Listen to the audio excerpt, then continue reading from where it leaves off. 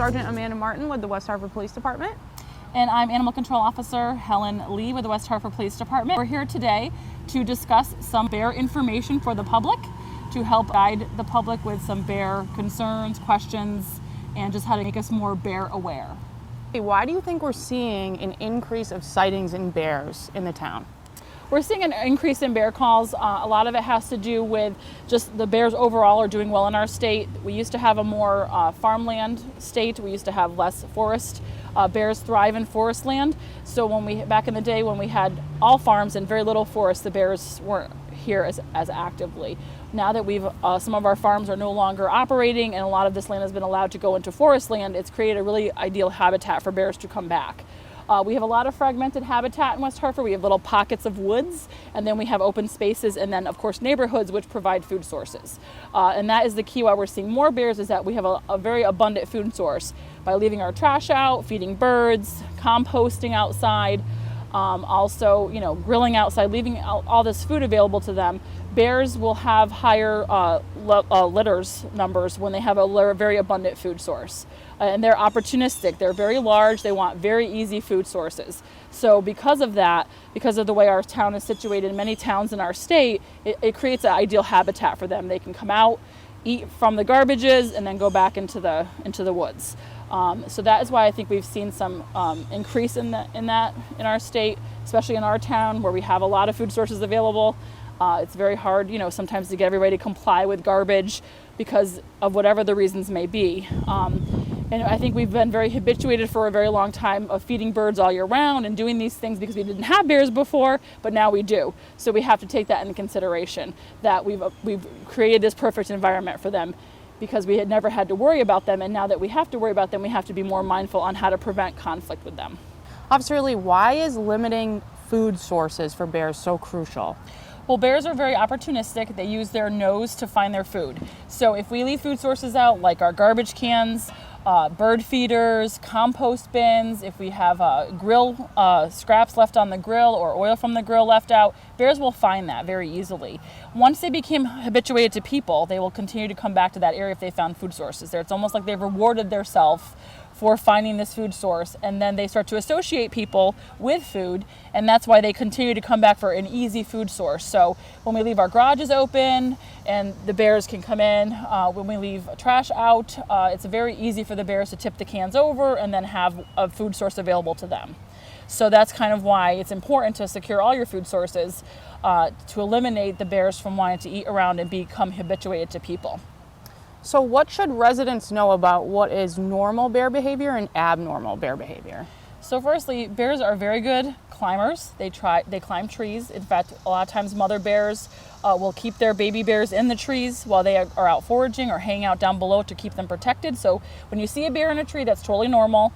They're very good swimmers. A lot of the other behavior that you see is that they will just be out during the day. They will swim in swimming pools. They will come around people at all times of the day. There's not a particular time. They're not out during the day or out during the night only. And a lot of their behavior, they still should have some fear of people. So when you see a bear, if you make noise or stand still and you're too far to get into your home, you should remain still, make some noise, try to scare the bear, and then slowly back away, back to a safety area, maybe the garage or a car or a house, to give that bear some room too, so that they're not concerned. Especially when they have young, they're a little bit more protective of their young. So normal behavior is just seeing them everywhere actually nowadays because they pretty much live among us. If you see them in the woods, that's where they should be. But they also frequently are out in the day, hanging around some of the neighborhoods, especially if, again, the food sources are being left out, like it's garbage day. Also, too, if you have, fruit-bearing trees, like apple trees, berry bushes, that's going to attract them to your yard and your area. When we're concerned about a bear is when it's acting abnormally, where it's actually coming up to people, charging at people, for no reason. Now, if they have young and they're being protected, they can bluff charge. But if they're actually seeking you out or following you, that's a concerning behavior. That's not something that means either that bear was being fed by someone or there's something going on. Bears can get rabies just like any other animal. Luckily, we don't see it very commonly, but it can happen. So if you see, something unusual where the bear is, falling over, walking in circles, seizing typical neurological symptoms of rabies, that would be a concern to us. Otherwise, all sightings can be reported to the Connecticut DEP Wildlife Division. In fact, they track these sightings, they keep tabs on them, and they're the best resource when you see a bear being normal to let them know. We're more concerned when it could be a danger, if it's in a home, going into a car, damaging property consistently, chasing people. That's when we should be getting phone calls. We don't typically keep tabs on every single bear and what they're doing if they're just being normal bears. So you mentioned people making noises if they see a bear. What kind of noises? What can people use? Maybe like household items or things like that, if you could explain a little bit. Yeah, so the key is to making bears feel like they're not wanted. But we don't want to encourage them to come closer to us and be around us. We want to make them feel uncomfortable. So a lot of times you have those big blowhorns. They sell like bear-specific ones online that might be a better resource. But the key is to change up your noisemakers, because they do get habituated to certain sounds. If they know that this sound means nothing and you're going to be like, oh, you're so cute, toot toot on your horn, it's probably not going to scare them away. You want to be loud, you want to, clap your hands.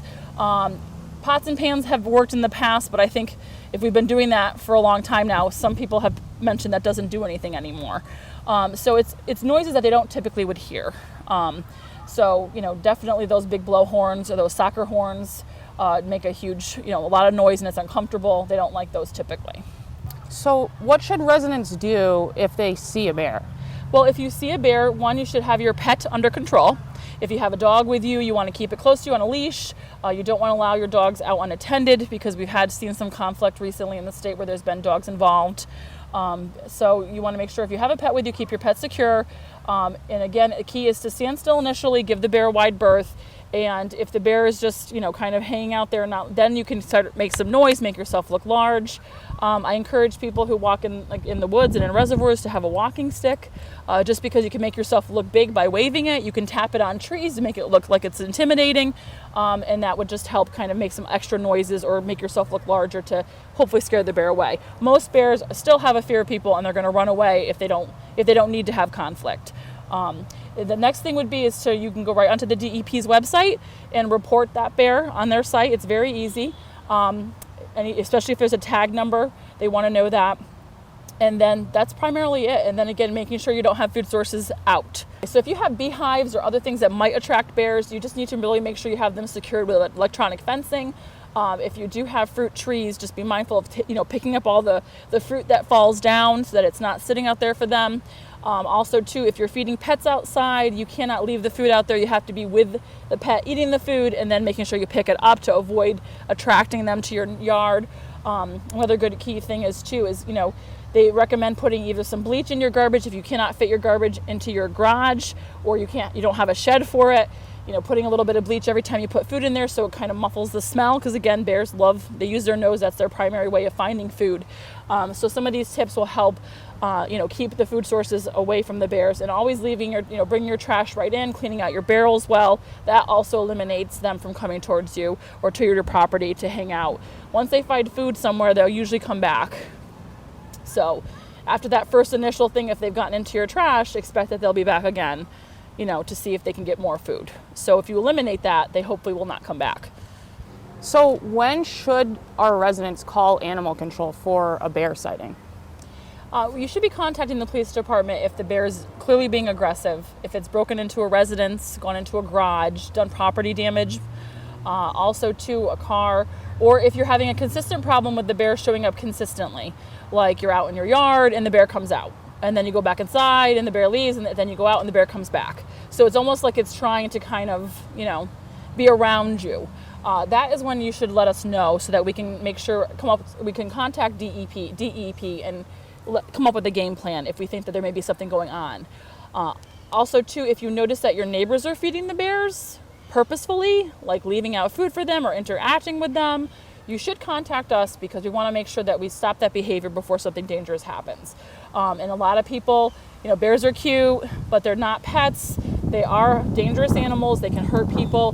We want to make sure that we keep the bears safe and we keep our residents safe by eliminating our contact with them and making them have their natural fear of people and not getting them accustomed to us, so that an incident could happen. So I know in the past bears used to be relocated. Why are we not relocating bears anymore? So initially, when we started getting more bear calls in the state, there were very few, and we didn't have a lot of research or data about them. The Connecticut DEP has done an amazing job tracking bears, researching them, and finding out that when they relocate bears, they typically go back to the place they were relocated from. So, in fact, when you relocate a bear further away, it's now going to travel from a distance of where it's not used to people, an area it doesn't know, back to get to where it was before, which is more dangerous of a situation for the animal and certainly for people. So they determined that over their extensive research over the last 20-something years on bears, and relocation is really not a viable option for them typically, but really it's their call. We've never done and will never do relocation on our level. That is the Connecticut DEP's responsibility and their decision. So we don't relocate bears. If people are requesting that, we usually have them talk to the DEP biologists, because they will educate them on why and if that's a possibility. There may be a rare circumstance where they decide to move it out of a very urban populated area to shortly further away that's not so populated, but that really is their call. It's not ours. We just provide and work with them and give them the tools and the information for them to make the decision. Where you would get more information about bears is actually the Connecticut DEP Wildlife Division site. Has amazing information up there, all tips of what to do if you're hiking, if you're on vacation or camping, if you're in your backyard, if you have pets, how to protect them. So their website has a plethora of info. It has some of their study information up there. They really have a really great resource for bear education. We typically will send that information that we get from the Connecticut DEP to residents who have questions, just because we already have it in a PDF form. We have handouts. We have little, they provided us with like little educational door hangers that just say, hey, remove your food sources. Just a couple little reminders. But that's the best place because they have all the information. This is their research. This is their area of expertise. We just kind of help out in our town with the bear calls and trying to educate the public to help the Connecticut DEP keep tabs on the whole bear situation.